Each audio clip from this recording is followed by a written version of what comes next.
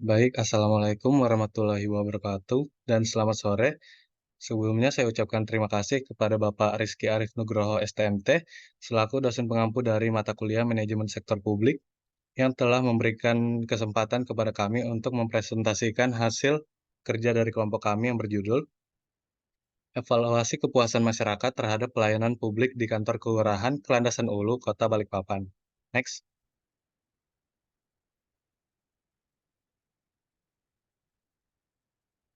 Adapun anggota dari kelompok kami, yaitu yang pertama ada Aditya Alif Hidayat dengan NIM 0805, kemudian ada Aryadi Setiabudi dengan NIM 0811, kemudian ada Evi Sukma Savitri dengan NIM 0825, kemudian ada saya sendiri dengan Valencia Felix Monika NIM 0829. Next.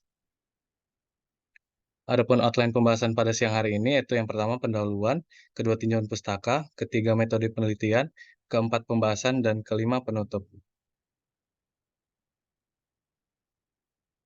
Baik, yang pertama masuk ke pendahuluan.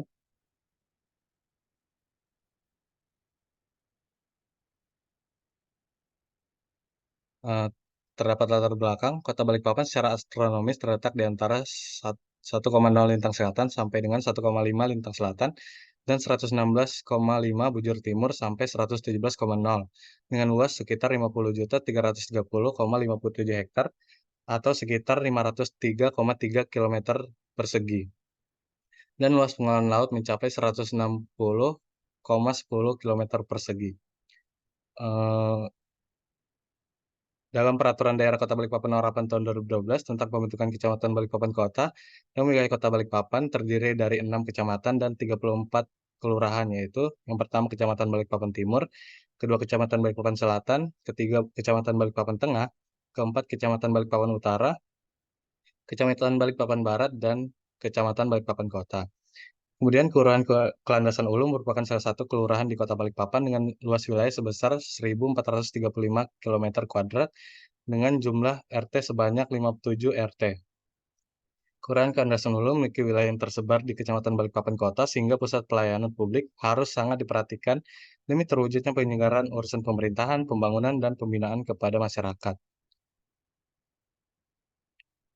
Eee Dalam melaksanakan kinerja, pihak pemerintah harus terlebih dahulu melihat semua faktor kemungkinan yang ada, baik itu kesempatan, peluang, atau tantangan, serta hambatan yang ada di era otonomi ini, serta penyelenggaraan pemerintah harusnya pula menjawab serta memenuhi kehendak pengguna, yaitu masyarakat di Kelurahan Kalandasan Ulu yang memerlukan pelayanan secara optimal, agar terciptanya suatu keadaan yang menggambarkan good governance di kantor Kelurahan Kalandasan Ulu.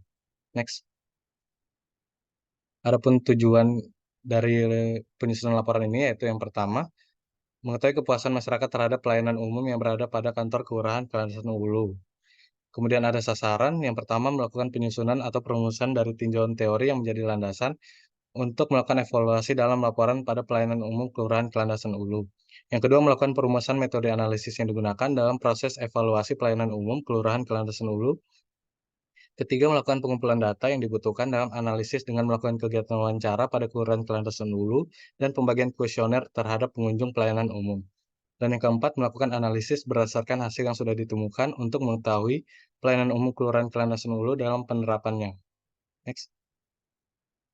Kemudian masuk ke tinjauan pustaka. Yang pertama ada pelayanan umum menurut Undang-Undang Nomor 25 Tahun 2009 memberikan definisi pelayanan umum sebagai kegiatan atau rangkaian kegiatan dalam rangka pemenuhan kebutuhan pelayanan sesuai dengan peraturan perundang-undangan bagi setiap warga negara dan penduduk atas barang, jasa, dan atau pelayanan administrasi yang disediakan oleh penyelenggaraan pelayanan publik. Kemudian ada evaluasi di mana proses untuk menyediakan informasi tentang sejauh mana suatu kegiatan tertentu telah dicapai, bagaimana perbedaan pencapaian itu dengan suatu standar tertentu untuk mengetahui apakah ada selisih di antara keduanya, serta bagaimana manfaat yang telah dikerjakan apabila dibandingkan dengan harapan-harapan yang ingin diperoleh. Kemudian good governance yaitu penyelenggaraan pemerintah yang efektif, efisien, transparan, akuntabel, dan bertanggung jawab. Efektif artinya penyelenggaraan tepat sasaran sesuai dengan perencanaan strategis yang ditetapkan. Kemudian transparan artinya segala kebijakan yang dilakukan oleh penyelenggara negara itu adalah terbuka. Kemudian akuntabel artinya penyelenggara pemerintah bertanggung jawab terhadap kebijakan yang ditetapkan. Kemudian ada dimensi dari good governance meliputi akuntabilitas, dimensi transparansi, dan dimensi kepastian hukum. Next. Kemudian ada fungsi dari manajemen, yang pertama ada fungsi perencanaan, fungsi pengorganisasian, fungsi penggerakan, dan fungsi pengendalian. Manajemen sendiri adalah proses kerjasama antar karyawan untuk mencapai tujuan organisasi sesuai dengan pelaksanaan fungsi-fungsi perencanaan, pengorganisasian, personalisasian, pengarahan, kepemimpinan, dan pengawasan. Kemudian unsur-unsur manajemen meliputi manusia, uang, metode, barang, mesin, dan pasar. Next. Selanjutnya akan dijelaskan oleh rekan saya. Adapun metode penelitian, di mana ada pendekatan penelitian yaitu indeks kepuasan masyarakat terdiri atas data dan informasi tentang tingkat kepuasan masyarakat yang diperoleh dari hasil pengukuran secara kuantitatif dan kualitatif atas pendapat masyarakat terhadap penyelenggaraan pelayanan oleh organisasi penyelenggara pelayanan publik dan membandingkan antara harapan dan kebutuhan masyarakat terhadap organisasi penyelenggara pelayanan publik, di mana membandingkan harapan dan tuntutan masyarakat. Selanjutnya ada populasi penelitian, yaitu teknik pengambilan sampel yang digunakan dalam penelitian ini adalah teknik non-probability sampling, yaitu random sampling. Itu teknik penentuan sampel berdasarkan faktor spontanitas, artinya siapa saja yang secara kebetulan bertemu dengan peneliti dan sesuai dengan ciri-ciri atau karakteristik peneliti, yaitu masyarakat yang menjadi klien kantor kelurahan Landasan Ulu, maka orang tersebut dapat dijadikan sampel. Kemudian ada teknik pengumpulan data, yaitu ada observasi, di mana observasi adalah teknik pengumpulan data di mana peneliti mencatat informasi yang mereka amati selama penelitian. Hal ini dilakukan di lapangan dengan cara mengamati dan mencatat secara langsung gejala-gejala yang berkaitan dengan subjek penelitian. Observasi dilakukan untuk mengetahui secara langsung keadaan lingkungan, fasilitas, dan kegiatan pelayanan sehingga peneliti dapat memperoleh data yang diperlukan. Peneliti mengunjungi langsung kelurahan Landasan Ulu untuk mendapatkan data yang akurat terkait dengan tujuan penelitian. Kemudian dilakukan penyebaran kuesioner, di mana kuesioner adalah teknik pengumpulan data yang melibatkan atau meminta responden untuk menjawab pertanyaan.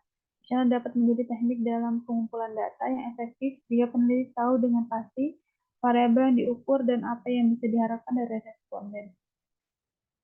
Next ada teknik analisis data. Yang pertama itu pengujian validitas studi yang menggunakan metode survei harus menguji validitas yang merupakan tujuan dari ketepatan atau keabsahan instrumen pengukuran yang digunakan. Dengan kata lain, berarti bahwa alat ukur yang digunakan untuk pengukuran mengukur apa yang harus diukur. Dengan kata lain, validitas mengacu pada sejauh mana alat ukur mengukur hal atau objek yang akan diukur. Instrumen menggunakan SPSS dalam pengujian uji validitas. Kemudian ada reliabilitas, berarti instrumen pengukuran memiliki karakteristik yang dapat diandalkan. Suatu instrumen pengukuran dianggap reliable jika hasil yang sama dapat diperoleh berulang kali oleh peneliti yang sama atau peneliti lain. Oleh karena itu, reliabilitas berarti sejauh mana suatu alat ukur memberikan hasil yang sama ketika mengukur objek yang sama dan dinilai jika nilai alfa lebih besar dari 0,60, maka alat ukur tersebut dapat dikatakan handal. Jika nilai alfa lebih kecil dari 60, maka alat ukur tersebut tidak dapat dikatakan handal atau belum stabil. Reliabilitas memiliki tiga arti. Yang pertama konstan atau stabil, yang kedua konsisten, yang ketiga dapat diandalkan. Nah,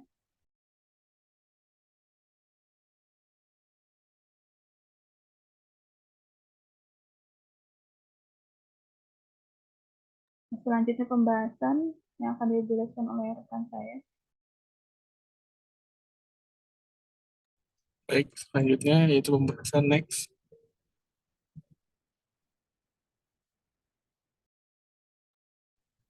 Di mana dari tabel tersebut dapat diketahui jumlah responden yaitu ada 20 responden, di mana dengan jumlah jawaban terbanyak dari responden yaitu jawaban baik dengan jumlah 65% dan paling sedikit dengan jawaban buruk dengan jumlah 5%.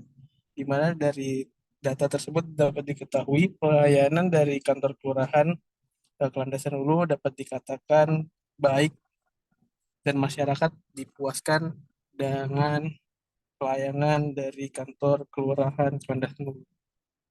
Next.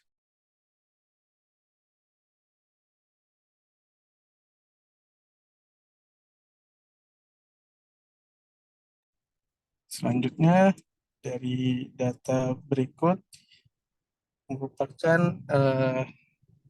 data untuk mengetahui variabel pengelolaan pelayanan umum kantor kelurahan, di mana dengan jumlah responden 20, di mana itu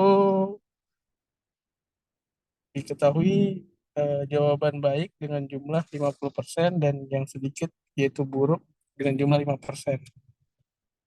Di mana dikatakan bahwa masyarakat dipuaskan secara aspek fisik maupun pelayanan dari kantor kelurahan Johnson. Oke, next.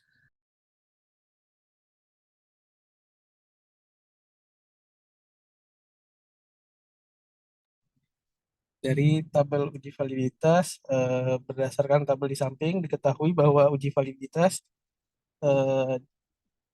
untuk mengetahui korelasi antar skor item dengan skor total dari masing-masing variabel, sehingga angka korelasi yang diperoleh harus dibandingkan dengan angka tabel dari R persen correlation, dan data disimpulkan bahwa seluruh item pada tabel merupakan valid, sehingga data dikatakan kualitas pelayanan maupun kepuasan masyarakat memenuhi persyaratan.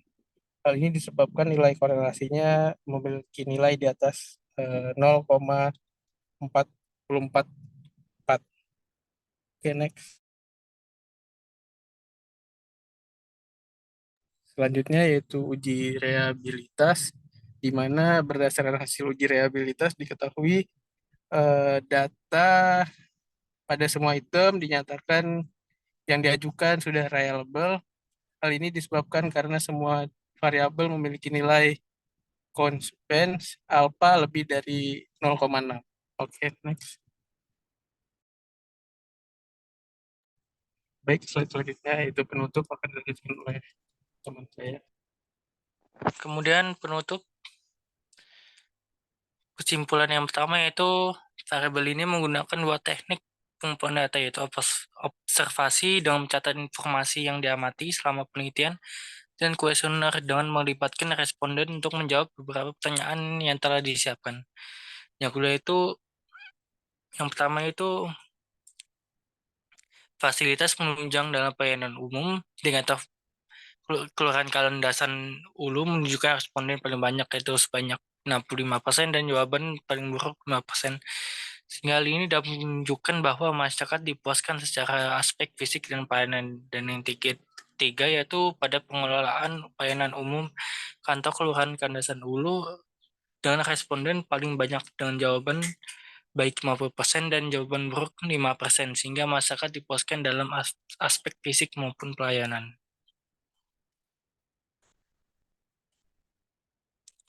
Terima kasih dari presentasi kami. Baik, terima kasih dari presentasi kelompok kami. Kurang lebihnya mohon maaf. Terima kasih, selamat sore.